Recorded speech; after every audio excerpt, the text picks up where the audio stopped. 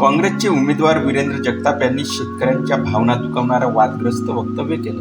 देशाचा पोशिंदा शेतकरी राबराब कष्ट करून धान्य पिकवतो, त्या शेतकऱ्यांना आमदार वीरेंद्र जगताप म्हणतात, शेतकरी 1960 दारू पितो म्हणून शेतकऱ्यांना कॅन्सर व किडनीचे आजार होतात, असे वादग्रस्त वक्तव्य काँग्रेसचे विधानसभा उमेदवार माजी आमदार वीरेंद्र जगताप यांनी केले। शेतकऱ्यांमध्ये संतापाचे वातावरण निर्माण झाले। प्राध्यापक असलेल्या माणसांनी शेतकऱ्यांविषयी असे वक्तव्य करणे योग्य आहे का, असाही प्रश्न शेतकऱ्यांना पडतो। हे सुद्धा आपण सांगितलं पाहिजे, त्या गोष्टी लपून ठेवायच्या आणि आमच्या धर्मामध्ये सांगितलं सुरा बेर मध्य प्रमाद ठाणा।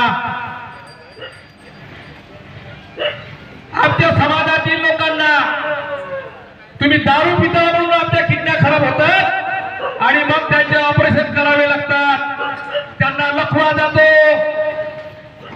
त्याच्या पायामध्ये मुंग्या येतात।